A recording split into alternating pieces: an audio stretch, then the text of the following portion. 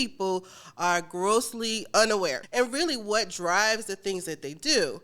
And when it comes to leaders who are unaware,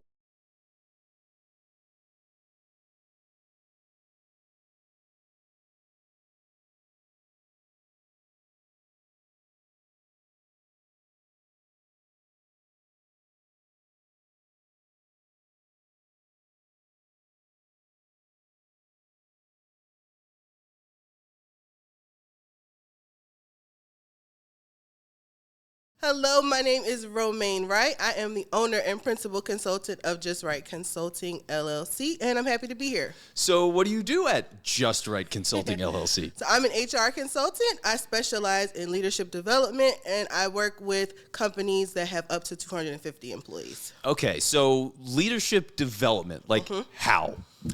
Oh. Just how? What does that mean? Do they come out of a factory line? Are you molding them? Like, what does this look like? Primarily, I focus on training and coaching and work with companies that are going through transitions. So those companies that are mergers, acquisitions, they may have high attrition or have a lot of people just retiring and needing to pass the torch to the next group of leaders. So I help to really develop those leaders, help them to be stronger, more self-aware, more no. That's what the whole situation sounds like is oh no. It sounds like a massive oh no. It is. So explain this to me, right? Okay. Because I mean, you're doing this in a transition period, which leadership coaching already is hard because you're dealing with executives, which aren't always easy to work with. But then on the other side of it, you've got all of the change and all of the chaos that goes with that. Like, how do you end up doing that work? How do you end up in that specific space? This is a great question, right? So oftentimes, particularly when it comes to mergers and acquisitions, there's a shift happening within the organizational culture, and everyone's afraid, right? They don't know what's happening. They don't know where they stand. They don't know what the future is of the organization, and so I really help with the most executive leaders at the top for those particular types of transitions to help them get some clarity and understanding about the direction, and then teach them to communicate that down and disseminate that information so that there's some understanding, some shared vision and direction for the organization. There's that shared culture and that narrative is the same, and then everyone can become productive and be able to meet the demands both of the work but also of the future vision for the organization. Yeah, which I feel like is huge, right? Because getting everybody on the same page, I mean, it's hard enough anyway with any existing business, but then when it's new people in town and all these things are changing constantly, it's like I can't imagine how hard it is to do all of that. Yeah, companies in transition is a unique area because transition means everything to everyone. It's so different for each organization. So it could be, we just had a series of layoffs, and now we need people to feel like they are they can still perform, right? They're anxious. They don't know if they're next. And so how do we balance meeting the everyday demands of the job, but also the human part of working for this organization? Yeah, and I want to talk about the human element a minute, because something that you mentioned before, just before we got on the mic here, you talked about self-awareness. Yeah. So give me a little bit more about self-awareness when it comes to dealing with leadership and just all of the stuff with change. Yeah, Vince, self-awareness is something that I talk about a lot, because what I've found in my work with people is that many people are grossly unaware of just how they come across and really what drives the things that they do. And when it comes to leaders who are unaware, that is a recipe for disaster, right? And it makes the work environment extremely difficult. And when you consider the fact that we spend more time working than we do with our families, the environment that we work in really drives our well-being. Okay, so self-awareness is super important because we need to know what are the things we're good at, what are the things we're not so good at, especially as a leader. How can I use my team so that collectively we can be successful?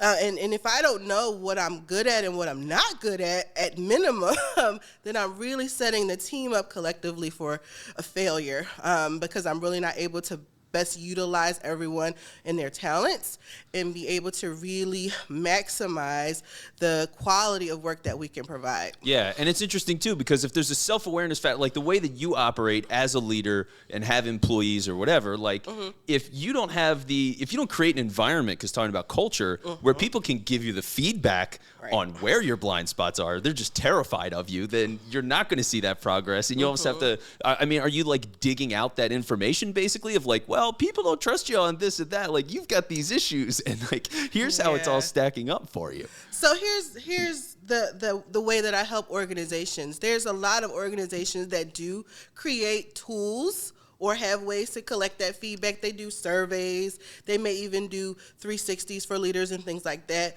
The problem is what they do after they collect that information, because they have it, they've got the feedback. And let me tell you, leaders cry sometimes when they get that feedback and they see how people feel about them or what their thoughts are about them. And so my job is to really coach them into taking some action on that feedback. So through, again, formal training programs, but also coaching, because you've got to do something with that information, because if you don't, the next time you ask, people won't be so willing to share it. Yeah.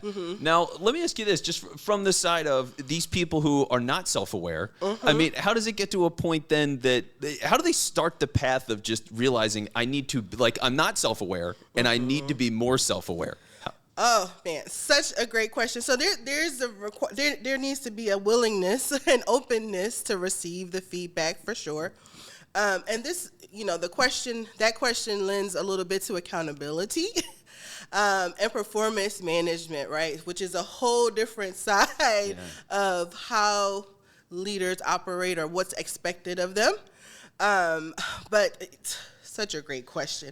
So I recommend that when something has gone well or hasn't gone well, maybe at the end of a project or at the end of contract, something big, that there's just a reflection period where a leader takes the time to think about their own contribution and then have a collective conversation with their team. What went well? Where we get stuck? What could we do differently?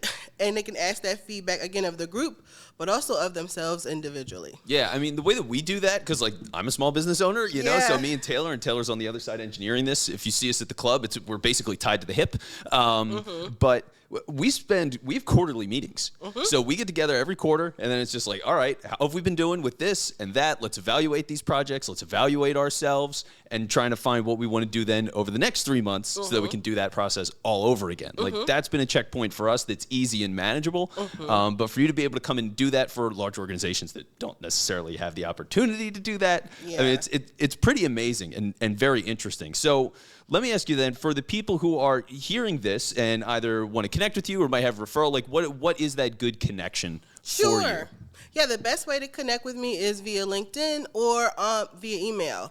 So my email is Romaine, ROMAINE, at jwconsultllc.com.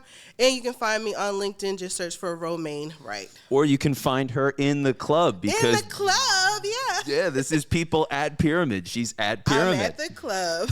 So catch her at the club. All right, so let me ask you this then before we wrap everything up, because I got to ask, right? Because we get caught up in the business side, but like we're all people. We do stuff when we're not working. Sure. I see that you like to attend concerts. I do. Okay, what kind of concerts do you like to go to, Romaine? I love R&B and soul music. I'm a big 90s R&B lady. Okay, Yeah. Give me a concert you've gone to in that area. Oh, just one? Give me 20 then. Whatever, I was going to say, you got, rattle them up. So I will say the next concert that I'm going to is Kevin Ross. He will be at City Winery. I'm there pretty often because they often have the type of vibe that I like at the City Winery. Okay, I've never seen a show there. Oh, really? No. They do comedy shows and everything at the City Winery, so check it out. You might find something you like. Yeah, I mean, I'm definitely big on comedy shows and all of that, so that's one of the things for me. Intimate environment, a venue versus the big Wells Fargo, so it's a really small place. All right. Well, yeah. So if you need help with change and leadership and things like that, you can go to Romaine. Also, if you just want to spitball 90s R&B, there you go. You can do that as well. That's so right. Awesome.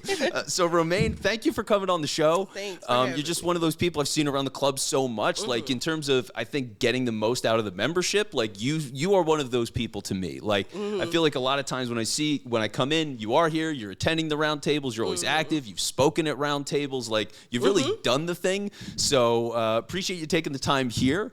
And it's just been great to get to meet you while I've been here. You too. Yeah, people know me around as the DISC lady because I do DISC personality tests. But yeah, anything leadership related or HR questions, feel free to reach out. All right, and there you have it.